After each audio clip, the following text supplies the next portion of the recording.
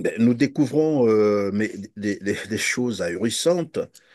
C'est terrible d'apprendre de telles choses qui se passeraient au Congo. Bon, moi encore, je mets encore au conditionnel. C'est vous qui l'affirmez.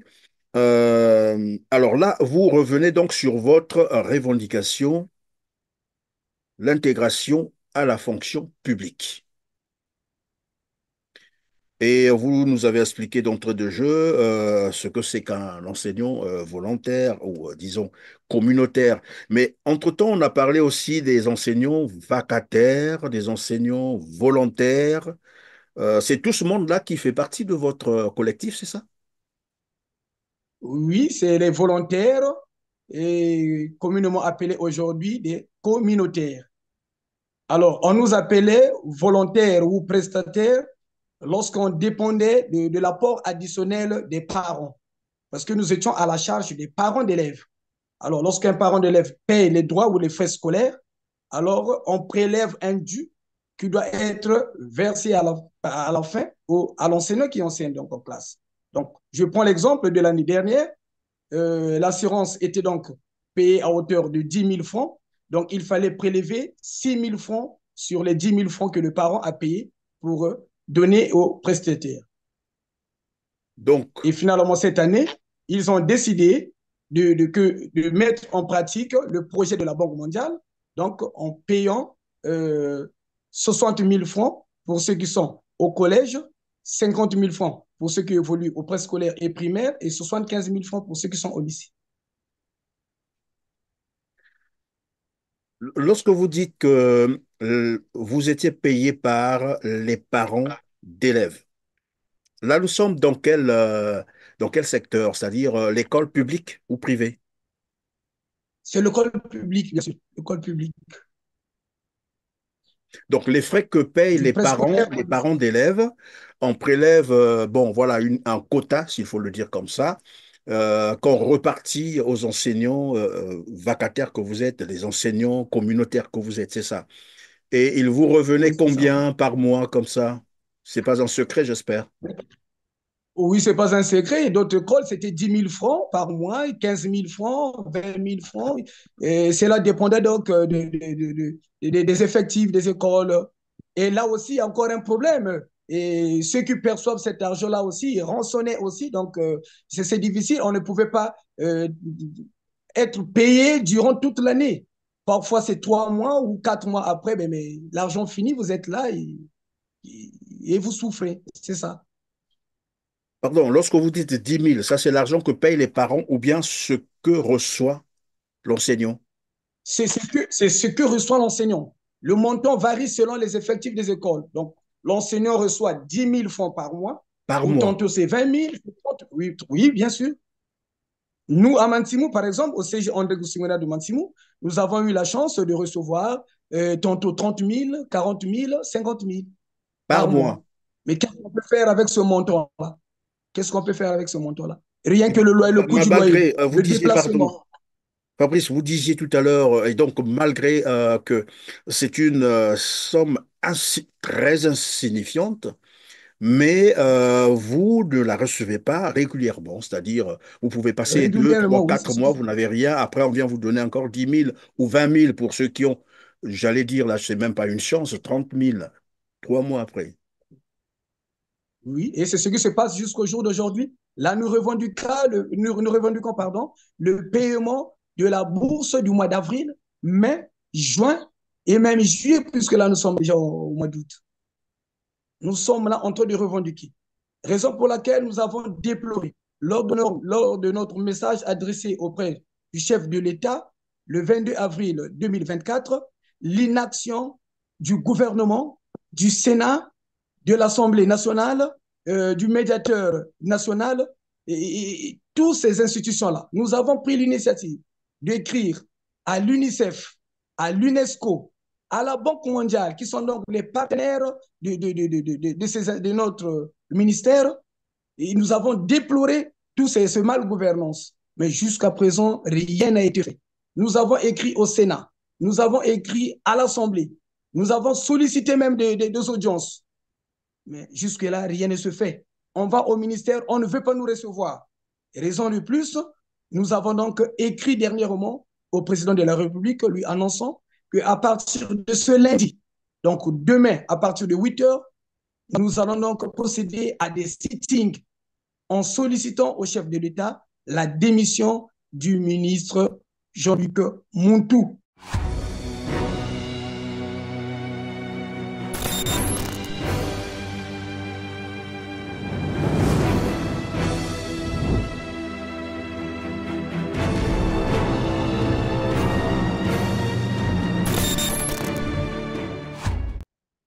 Merci de votre fidélité, mesdames, messieurs. Bonjour, ravi de vous retrouver sur R7 en compagnie de Fabrice Makankani, responsable coordonnateur du collectif des enseignants communautaires actifs du Congo-Brazzaville qui revendique depuis un certain moment leur intégration à la fonction publique.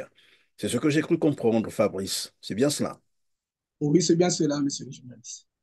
Merci Fabrice et bienvenue sur le plateau de R7.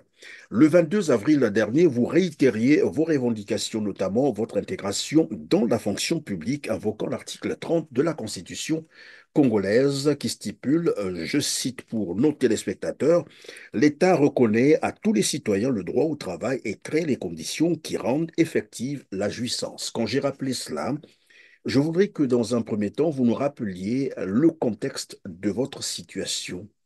Oui, nous sommes donc un collectif. C'est le collectif dénommé Collectif des enseignants communautaires actifs du Congo, ayant pris conscience de nos idérata. Donc, finalement, le but de notre collectif, c'est l'appropriation personnelle de nos revendications concernant donc notre intégration à la fonction publique, qui depuis 2019 ne connaît guère un dénouement heureux.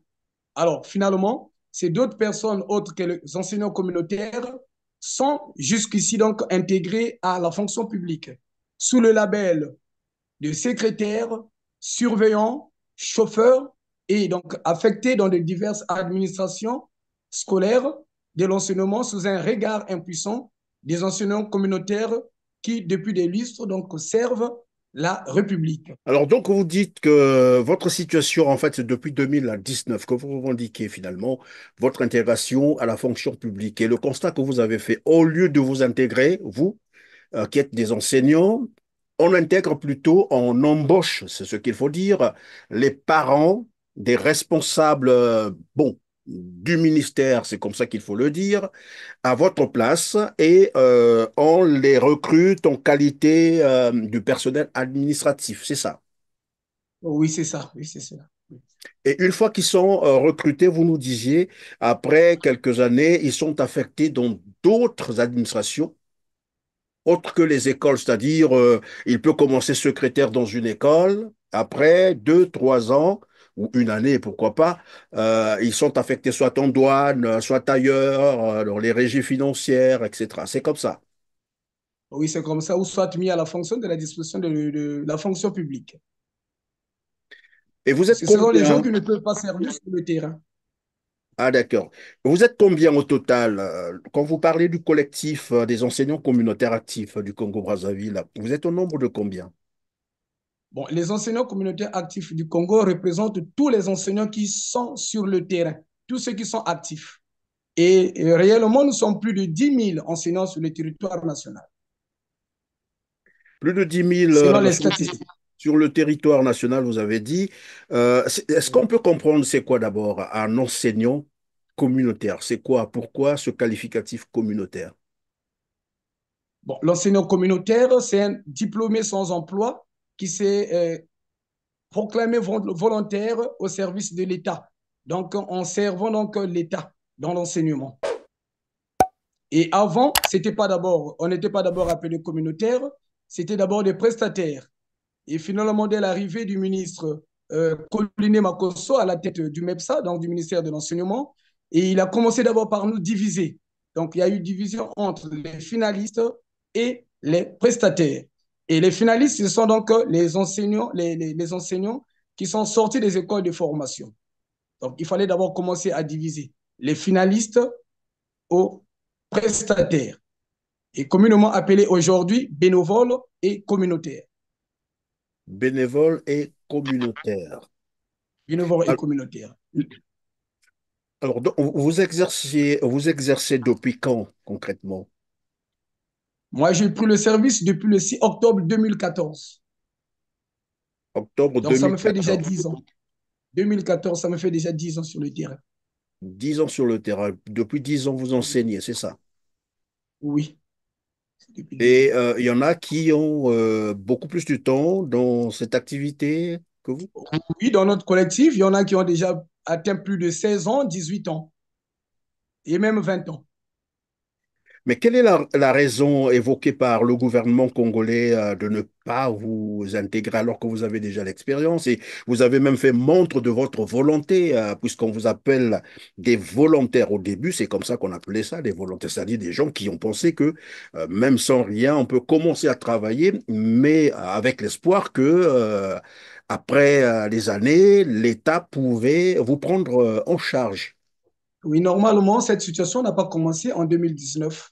Ça a commencé depuis 2016, dès l'arrivée du ministre Coliné Makosso à la tête du ministère de l'Enseignement. Alors, lorsqu'il arrive au ministère de l'Enseignement, il quitte le ministère de la Jeunesse. Il vient donc avec au moins 400 jeunes. Alors, avec un projet de dispenser le cours d'éducation civique et morale, le cours de l'éducation civique morale et pour la paix. Alors, il se sert donc du quota aux communautaires ou disons aux enseignants en recrutant ces jeunes qui devaient dispenser donc de cours de DSMP. Et finalement, jusqu'au jour aujourd'hui que je vous parle, le cours d'éducation civique, morale et pour la paix n'est jamais dispensé au collège ni au lycée. Alors, ce projet donc tombe dans l'eau. Finalement, on demande aux enseignants qui disposent le cours de français et d'histoire géo de dispenser ce cours d'éducation civique et morale. Et bien après, il divise donc les finalistes et les prestataires, donc les bénévoles. Le ministère ne reconnaît pas les bénévoles. Il reconnaît juste les finalistes, ceux qui sont sortis des écoles de formation. Finalement, nous avons mené un combat jusque, je pense, en 2017, 2018 et en 2021. Nous avons forcé donc ce passage et nous avons obtenu donc le maintien au poste. Donc, on peut dire que c'était presque une intégration ou disons un recrutement. Et finalement, on devait nous recruter progressivement. Mais selon donc, le programme de la Banque mondiale, en collaboration avec le ministère de l'Enseignement, élaboré par le ministre Elo Manson Mampouya, il fallait donc insérer ces jeunes, leur octroyer d'abord une bourse et les intégrer progressivement. Et finalement, jusqu'à preuve du contraire, rien n'a été fait. Alors, dès l'arrivée du ministre Coliné Makosso, et nous avons assisté donc à des quotas dénommés quotas Moumaba, quotas pour les amis de Coliné Makosso, et aujourd'hui, on a parlé même de quotas de Vili. Alors, les quotas qu'on donne au MEPSA qui devaient servir pour le recrutement des bénévoles ou des prestataires, on est obligé de recruter la famille ou de recruter ceux qui ne sont pas sur le terrain moyennant des sommes d'argent. Et finalement, nous sommes abandonnés. Les ayants droit ne sont pas recrutés. C'est ça le Pardon, problème. je vais récapituler. Vous avez dit que Anatole Colline-Bakosson, ce temps-là, donc alors ministre de l'enseignement, arrive avec un projet d'enseignement civique, la paix. Bon, voilà, on trouve toujours les mots pour justifier quelque chose. Et il vient donc avec 400 personnes, c'est ça, 400 jeunes. Et Oui, après, on va se ouais. poser la question, qui sont ces jeunes? D'où venaient-ils? Est-ce que c'est des jeunes formés, c'est des enseignants ou des parents, bref. Et donc, vous avez dit, il vient avec ces 400 jeunes qu'il enrôle dans la fonction publique dans le but d'enseigner, vous avez dit, l'éducation civique et morale, la paix et tout ça. Mais depuis qu'on a enrôlé ces jeunes, finalement, cette discipline n'a jamais été enseignée à l'école, c'est ça. Et C'est ces jeunes ça. venaient d'où? C'est des jeunes qui étaient avec vous comme enseignants volontaires, vacataires ou... Non, ce sont des jeunes qui sont sortis de nulle part. C'est au ministre Coliné Makosso de répondre à la question. Alors, tout à l'heure, vous parliez également des quotas. Quotas, Boumaba, c'est ce que j'ai cru entendre. Quotas, Colline Makosso. C'est quoi concrètement? Est-ce que vous pouvez nous expliquer c'est quoi? C'est-à-dire, Enfin, si j'ai bien compris. Après, vous me direz si ce n'est pas le cas. C'est-à-dire, il y a des quotas de recrutement à la fonction publique, des recrutements, bien sûr, des enseignants, c'est ça. Et quand on donne Oui, ces c'est ça, oui. quotas, finalement, au lieu de recruter les enseignants ou ceux qui sont déjà sur le terrain comme vous, qui avez déjà une expérience, vous m'avez dit que vous êtes dans l'enseignement depuis 10 ans, il y en a qui sont là depuis plus même avant que vous. Au lieu de recruter donc les enseignants, on recrute, ils prennent ces quotas-là, donc ces responsables qui sont au ministère de l'enseignement se servent de ces quotas pour embaucher leurs parents, c'est ça? C'est ça, oui, c'est ça. Et quand ils embauchent ces parents-là, ils travaillent dans l'enseignement en qualité de qui concrètement? Des enseignants? Des Et professeurs? c'est en qualité de secrétaire. Et je prends l'exemple de l'école où j'évolue, moi, j'exerce. Nous avons 17 secrétaires. 17. Et je peux encore rajouter le CG de Kinsundi, qui a plus de 20 secrétaires. Pendant que nous avons besoin des enseignants, on nous envoie juste des secrétaires. Et c'est ce qui se passe partout dans le pays. Pardon Fabrice, c'est Ah, intéressant notamment là. à Brazzaville. C'est très intéressant là. Vous dites dans une école, là où vous enseignez, vous avez dit, il y a 20 secrétaires, c'est ça? Et nous, il y a 17 17 secrétaires. secrétaires qui font quoi? 17 secrétaires. Mais ils font rien. Ils font rien. Quel est le travail du secrétaire au niveau de l'administration scolaire? C'est remplir le cahier le cahier de notes. Et s'il faut remplir le cahier de notes, c'est après les évaluations. Et du 1er octobre au, je sais pas, peut-être au 10 décembre, qu'est-ce qu'ils font tous les jours? Et c'est venir s'asseoir, parler, discuter avec les autres. Sinon, il n'y a rien Et à faire. ce sont donc ces fonctionnaires-là, entre guillemets, ces parents-là qu'on recrute en qualité de secrétaire, qui sont quelques années après affectés vers d'autres administrations, c'est-à-dire la D'autres douane, les ministères, régies oui. financières et autres, ainsi de suite. En fait, on a usurpé vos postes à vous en intégrant les parents. Et après, bon, voilà, pour justifier, quand ils vont se retrouver à la douane ou ailleurs, pour dire non, ils ont été à l'enseignement après. Et vous dites que cela se fait moyennant de l'argent. Des sommes d'argent. On a des sommes d'argent. Ils prennent 400 000 francs pour un dossier recruté avec le bac, 800 000 francs pour la licence, et ainsi de suite. C'est-à-dire, Alors, qu'est-ce qu'ils ont fait pour réussir ce processus?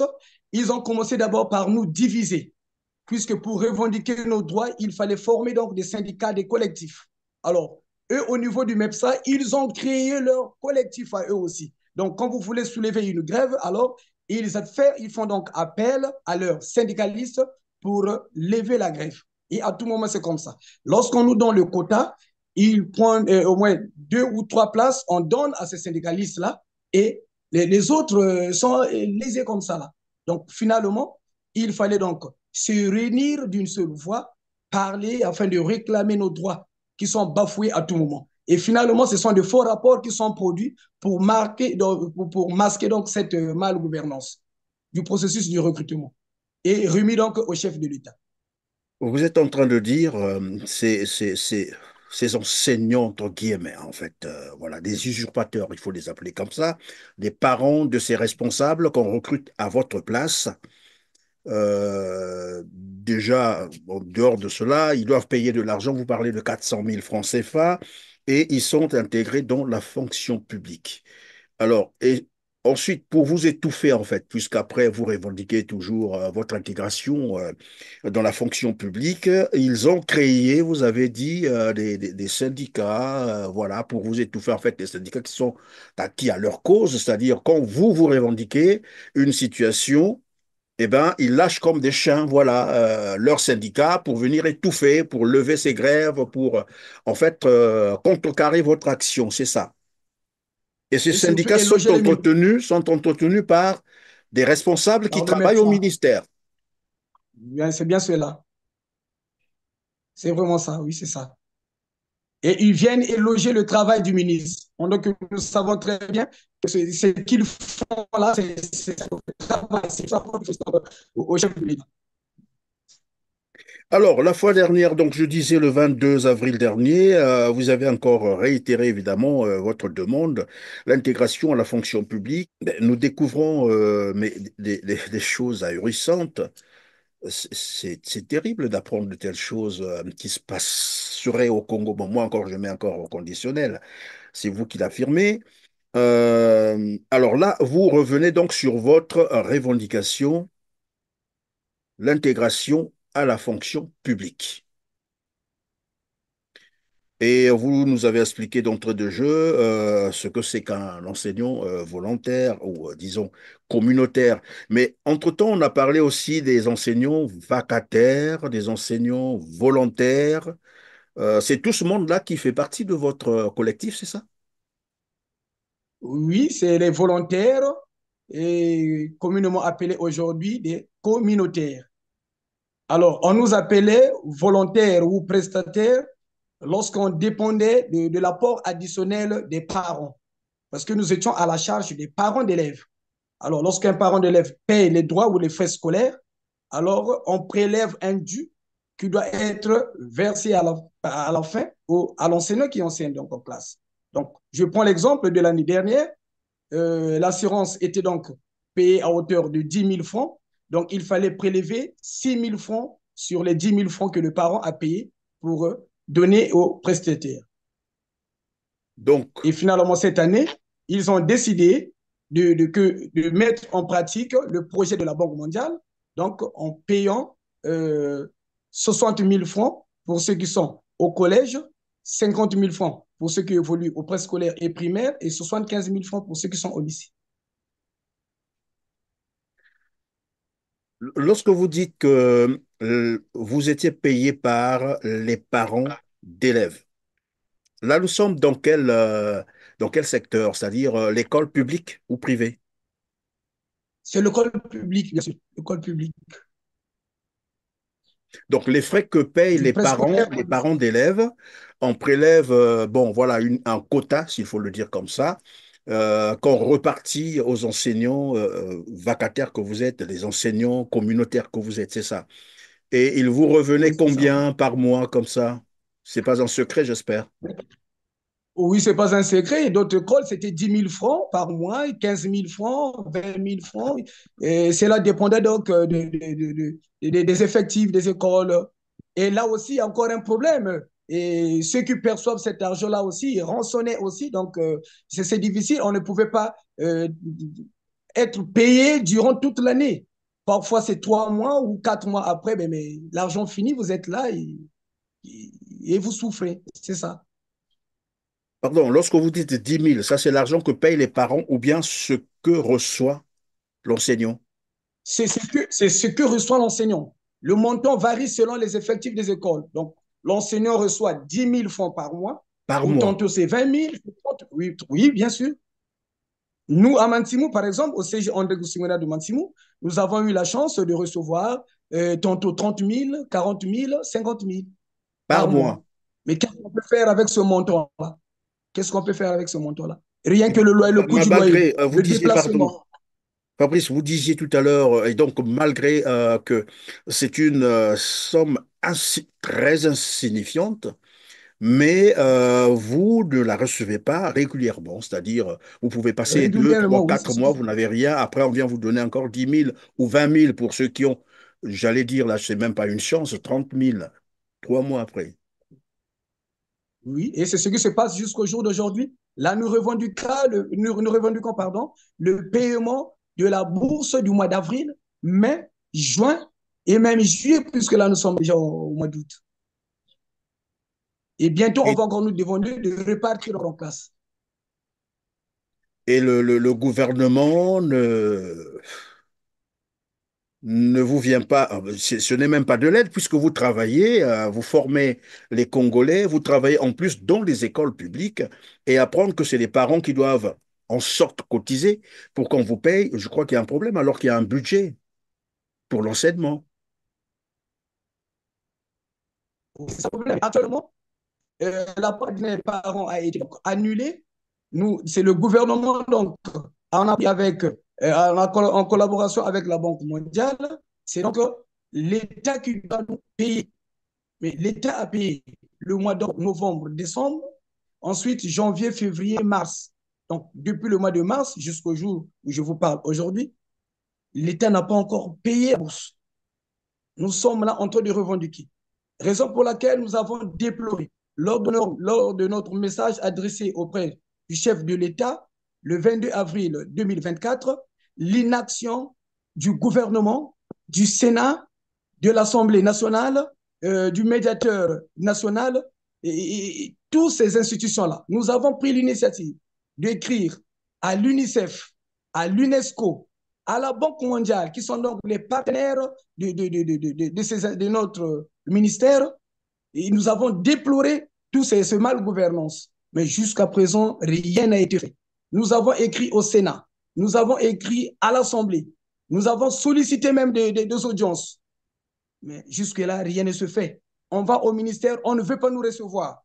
Raison de plus, nous avons donc écrit dernièrement au président de la République, lui annonçant qu'à partir de ce lundi, donc demain, à partir de 8 heures, nous allons donc procéder à des sittings en sollicitant au chef de l'État la démission du ministre Jean-Luc Montou pour incapacité. Il n'arrive pas à gérer ce ministère. Alors, donc, nous déplorons cela et nous voulons donc la démission du ministre. Fabrice, je reviens sur un aspect de choses que j'ai trouvé un peu intéressant et qu'il faut peut-être comprendre. Vous dites qu'à un moment Oui, oui. donné, le gouvernement congolais a pris charge de ce que vous appelez, vous, bourse. Je ne sais même pas pourquoi on appelle ça bourse alors Oui. que vous travaillez déjà. Et la bourse en question, donc vous dites, c'est parfois 10 000 par mois, parfois c'est 3 mois après qu'on vous donne 10 000 ou 20 000 francs. Déjà là, c'est très insignifiant. À un moment donné, ils ont coupé et ils vous doivent d'ailleurs beaucoup de mois. C'est ce que vous êtes en train de revendiquer. Lorsque le gouvernement a pris charge finalement de ces bourses, on vous payait combien?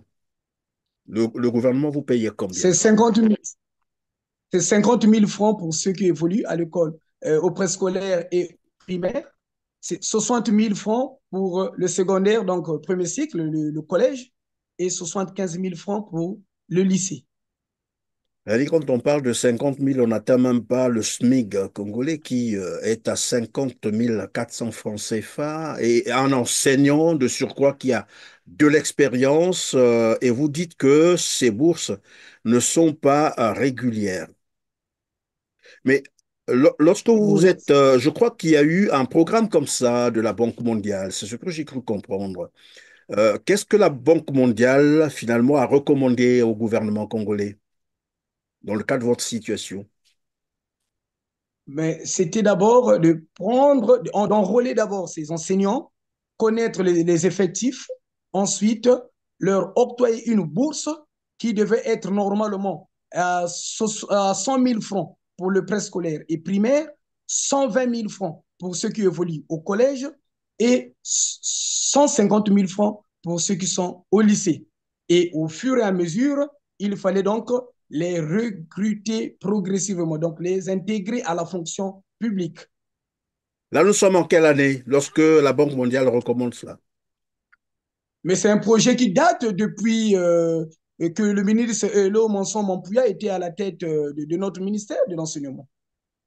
Et donc, depuis là jusqu'à maintenant où nous sommes en train de réaliser cette émission, nous sommes le 18 août 2024.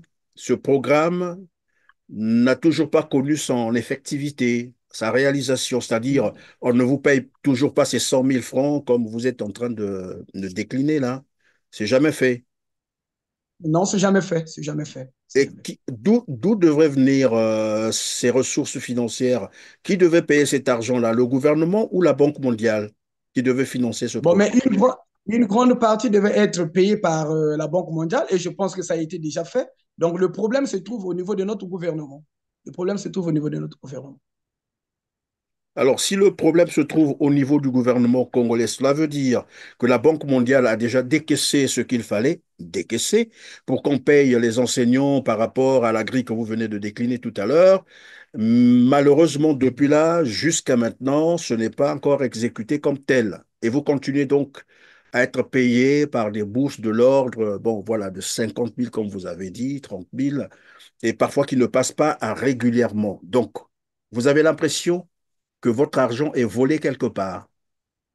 Bien sûr, l'argent est volé quelque part, comme preuve, lorsqu'on nous a payé le mois de janvier, février et mars à Brazzaville et dans d'autres départements, le département de Pointe-Noire n'avait perçu qu'un mois et demi.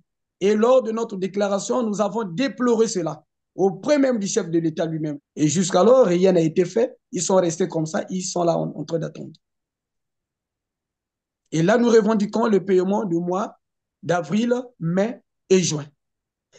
C'est une situation, bon, enfin, notre mission, notre travail à nous, c'est d'informer. Et bon, voilà, ceux qui nous suivent sauront quoi faire de ces informations, mais et savoir que ça se passe au Congo-Brazzaville, un pays pétrolier avec d'énormes ressources économiques. J'ai toujours cité le bois, les minerais, où il y a beaucoup d'argent, 14 000 milliards ont été dilapidés des générations futures, avec tous les scandales auxquels on assiste au Congo-Brazzaville, tout l'argent qui disparaît. Et dire qu'au Congo, on paye des enseignants à 10 000 francs le mois, 20 000 francs parfois, 30 000, et que ce n'est pas régulier, est-ce que ce n'est pas une stratégie pour détruire évidemment l'éducation au Congo? Parce que après, je me pose la question, quels peuvent être les résultats, bien entendu, avec un tel système? Alors là, vous revendiquez, vous avez dit 3 mois, c'est ça? 3 mois, oui, 3 mois. Avril, mai et juin. Qu'on ne vous a pas encore payé. Et puis On votre nous a pas encore. intégration à la fonction publique. C'est quoi la différence entre les enseignants communautaires que vous êtes et les enseignants vacataires, je crois, de l'université Mariam Gouabi, le corps des enseignants vacataires et prestataires de l'université Mariam Gouabi? Parce qu'eux aussi, ils ont fait une déclaration hier, bien entendu, pour annoncer une grève qui va commencer dès demain lundi et une grève illimitée. Et d'ailleurs, je vous propose de suivre cet élément. On revient sur le plateau. Suivez. Les enseignants vacataires et prestataires de l'université Mariam Gouabi ont suivi avec attention le compte rendu fait par le bureau exécutif sur les démarches entreprises concernant le paiement des heures de vacation qui devrait intervenir avant la fête du 15 août 2024. Selon les propos de Madame la ministre de l'Enseignement supérieur, de la recherche scientifique et de l'innovation technologique en date du 25 juillet 2024, lors d'une séance de travail en présence du président de l'université Mariam Gouabi et de son équipe technique. Après analyse et débat, le corps des enseignants vacataires et prestataires des universités constate avec amertume le manque de volonté du gouvernement pour le paiement des heures de vacation malgré le sens de responsabilité des enseignants vacataires et prestataires, à préserver un climat social favorable au bon fonctionnement de l'université Mariam Gouabi. Eu égard à ce qui précède, le corps des enseignants vacataires et prestataires des universités décrète une grève générale et illimitée à l'université Mariam Gouabi à compter du lundi 19 août 2024 dès 7 heures jusqu'à l'éclaircissement sur les modalités de recrutement des enseignants vacataires en qualité de permanents et le paiement des heures de vacation des années 2019-2020, 2020-2021, 2021-2022, 60%. 2022-2023 et l'année 2023-2024. Bon, alors ça, ce sont les enseignants vacataires. Fabrice, c'est quoi la différence? Est-ce qu'ils sont avec vous, les vacataires de l'université Mariam Gouabi, ou bien vous êtes un autre corps aussi? Non, nous, c'est un autre corps. Nous ne sommes pas avec les vacataires de l'université Mariam Wade. Nous ne sommes pas avec eux. Nous sommes avec les bénévoles, donc les enseignants qui sont sortis des écoles de formation. Donc, c'est des bénévoles et des communautés. Alors, donc je suis en train de constater finalement que la profession d'enseignant au Congo c'est compliqué là, c'est très compliqué. Alors donc pour votre sit-in de demain, quelles sont vos attentes? Nous, c'est d'abord le paiement de la bourse, couvrant donc le mois d'avril, mai et juin. Et nous demandons donc la démission du ministre Jean-Luc Mountou, ensuite du DGRH Otalou, qui est déjà admis à la retraite depuis plusieurs années, qui continue donc à se servir du quota des enseignants. Ensuite, du conseiller technique Poiti, c'est lui donc la machine Le pour la cerveau vente de ces penseur, quotas, comme qui dirait, c'est le le cerveau cerveau penseur. penseur et de son attaché Mbolé Félicien. Et en passant, je vais signaler que Mbolé fut d'abord le premier responsable de notre comité, de notre collectif depuis 2014. Et finalement, il nous a trahis. Il nous avait promis qu'il devait être le dernier à être recruté. Alors finalement, il a été donc récupéré, intégré à la fonction publique et nommé comme attaché du ministre euh, au MEPSA. Alors nous voulons aussi sa démission. Ensuite, nous voulons un quota spécial pour l'intégration en masse de tous les enseignants communautaires actifs. Je dis bien actifs, ceux qui sont sur le terrain. Et ensuite, nous voulons notre participation au traitement du quota 2024. Et pendant que vous dites ça, nous savons également que le système éducatif au Congo a un déficit de 20 000 enseignants. Je ne sais pas si ça a augmenté, alors que vous disiez que vous êtes à peine 10 000, c'est ça. C'est un chiffre qu'on pouvait, par exemple, enrôler en une fois en plus. Euh, mais qu'est-ce qui, je ne sais pas si c'est à vous qu'il faut poser cette question, mais bon, je la pose quand même. Qu'est-ce qui empêche votre intégration dans la fonction publique? Parce que c'est ça le vrai problème, en fait. Bon, je ne sais pas comment faut-il répondre à cette question, mais moi je pense que Oui, c'est la évidemment. malgouvernance. Hein. Ceux qui J'avais sont à raison. la tête de notre ministère, ceux qui sont à la tête de notre ministère ne sont pas de bonnes personnes. C'est des personnes de mauvaise foi. C'est ça, au juste. Parce que le Lorsque vous quota est bien parlez, donné depuis. pardon, lorsque vous parlez de Jean-Luc Montou, qu'est-ce que vous lui reprochez, lui? Parce que je sais que Jean-Luc Montou est venu, bon, pour être gentil, en fait, à la faveur d'Anatole Kouliné-Makosso, c'est lui qui l'a amené là-bas. Ailleurs, on dirait il est venu dans les valises d'Anatole Kouliné-Makosso, qui a dû certainement, bon, voilà, je ne sais pas pour quelle raison. Et donc, vous dites que ce monsieur ne convient pas à ce poste, c'est ça. Oui, c'est ça. Oui, c'est Et parce ça. que vous pensez que toute Alors, cette mafia ou toute cette magouille est organisée par son cabinet, s'il faut le dire comme ça. mais c'est d'abord l'inaction du chef. Ce sont les collaborateurs qui sont en train de bafouer les droits des communautaires. Que des communautaires. Et là, nous sommes en train d'écrire, nous sommes en train de revendiquer nos droits et le ministre ne réagit pas. Alors la faute revient à qui? C'est au chef. C'est parce que le chef ne bouge pas son doigt. Le chef ne réagit pas. Alors, il y a une autre situation, ce sont ces enseignants-là, évidemment, communautaires, vous l'avez dit tout à l'heure. D'autres ont commencé à enseigner depuis fort longtemps, mais aujourd'hui, ils ont dépassé carrément l'âge, c'est-à-dire ils ont plus de 45 ans. Or, à plus de 45 ans, c'est difficile d'être intégré dans la fonction publique. Et voilà le problème qui se pose. Constatant la marginalisation des droits des enseignants communautaires et prestataires, le comité des enseignants prestataires du Congo a demandé au gouvernement d'examiner et prendre en ligne de compte dans les plus brefs délais les doléances de ces regroupements au nombre desquels la situation des enseignants ayant dépassé plus de 45 ans d'âge et qui attendent toujours leur intégration à la fonction publique. Réunis en assemblée générale au siège national ce vendredi 16 août 2024, pour sa rentrée syndicale, le Comité national des enseignants prestataires du Congo félicite le chef de l'État, son Excellence, M. Denis Sassou Nguesso, qui accorde au sous-secteur de l'éducation nationale une attention particulière.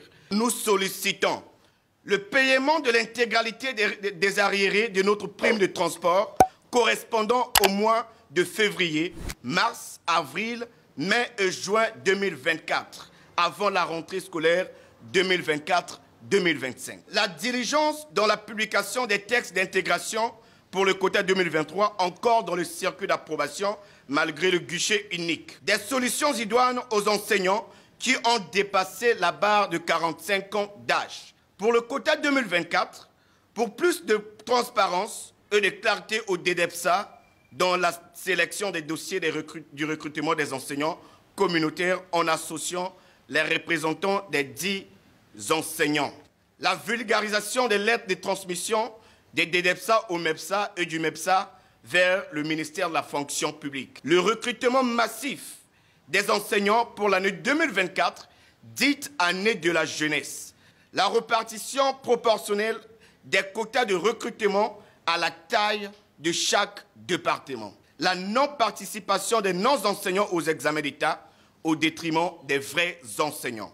Cette plateforme des enseignants qui met en garde tout mouvement qui oserait récupérer leurs revendications à des fins politiques dissimulées a plaidé pour la prise en charge par le gouvernement de ces revendications socio-professionnelles.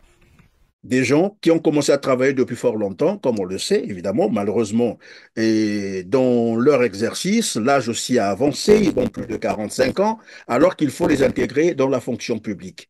Que dit le gouvernement à ce sujet? Bon, mais jusqu'à présent, selon les démarches que nous avons menées, lorsqu'on se rend au niveau de la fonction publique, la fonction publique nous fait comprendre que l'âge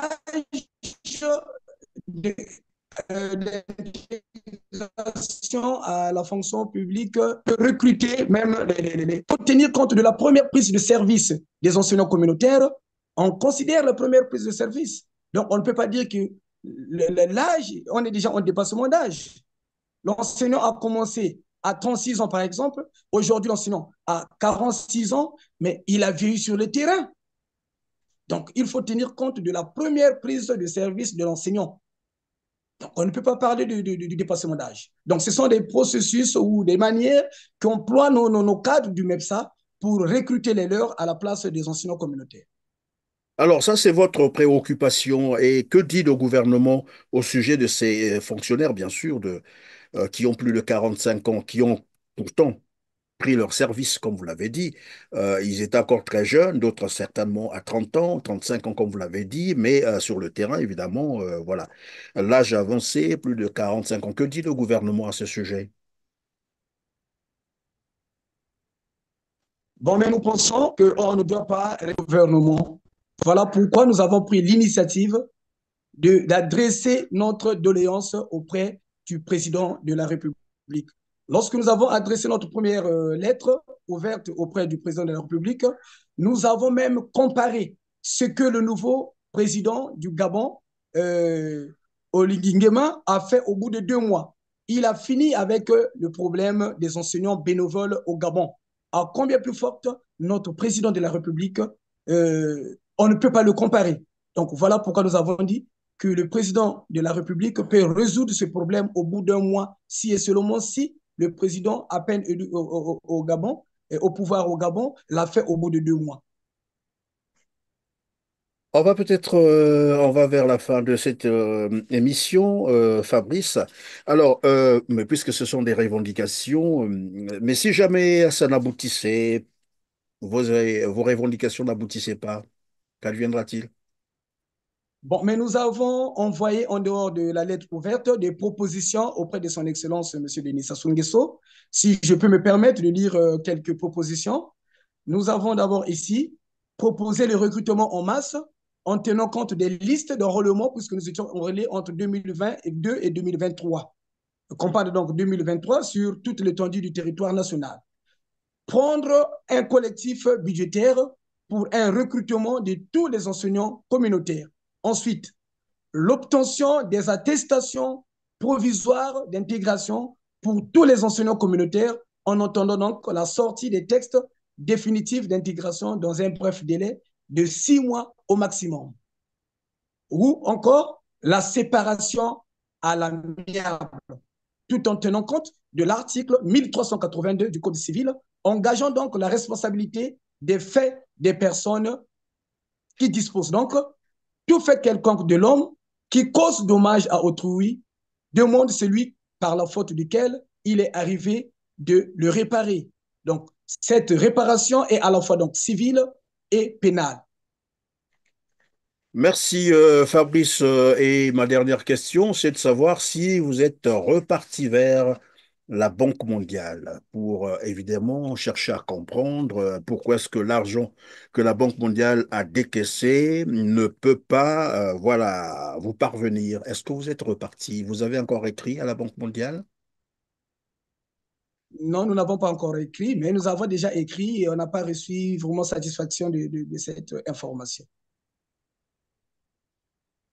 Merci Fabrice d'avoir été avec nous, à moins que vous ayez une dernière préoccupation dont je ne vous ai pas posé la question. Je vous laisse donc les quelques, voilà, quelques secondes qui restent. Peut-être que vous avez un message particulier à faire passer. Oui, merci bien. C'est de mettre en garde tous les syndicalistes véreux qui viennent se servir et parler au nom des communautaires. Nous, communautaires, nous pouvons nous défendre nos droits comme il faut. Parce que quand ils arrivent, c'est pour grignoter quelques places octroyées aux communautaires. Et ensuite, demander à tous les communautaires actifs qui sont sur le terrain à Brazzaville de se réunir demain à 8 heures au MEPSA pour le sitting, demandant donc la démission du ministre Jean-Luc Montou et de ses collaborateurs. Et vous pensez que sa démission pourrait régler le problème? Parce que de toute façon, le Premier ministre, c'est Anatole Koliné-Makosso, vous l'avez dit, lui aussi est passé par là. Probablement que c'est lui qui a même installé le système qui est en train de vous broyer, voilà, de piquer, j'allais dire, vos postes à vous. Est-ce que ça changera quelque chose, même s'il démissionnait aujourd'hui? Ben oui, ben je peux d'abord dire que notre mouvement, notre collectif est apolitique. Donc, on ne veut pas trop rentrer dans ces détails, mais si le ministre Montou pouvait partir, je pense que lors du remaniement du gouvernement, le Premier ministre aussi ne sera plus là. Merci Fabrice Makankani. Je rappelle que vous êtes responsable coordonnateur du collectif des enseignants communautaires actifs du Congo Brazzaville. Encore grand merci d'avoir été avec nous sur R7. C'est moi qui vous remercie, monsieur le journaliste. Je vous en prie, mesdames, messieurs, c'est la fin de cette émission. Merci de nous avoir suivis. N'oubliez pas de cliquer sur le petit pouce en l'air juste en bas de la vidéo. Partagez massivement cette émission, cette interview pour nous permettre d'atteindre plus les Congolais, bien sûr, puisque c'est une question qui concerne aussi la jeunesse. On parle ici de l'enseignement, parce qu'une jeunesse bien formée, c'est celle-là qui devrait relever les grands défis du pays demain. Si on est mal formé, vous savez, les résultats. Et donc, c'est une question très sensible, beaucoup plus pour la jeunesse congolaise. En tout cas, merci et dites-nous en commentaire ce que vous pensez de cette émission. Merci.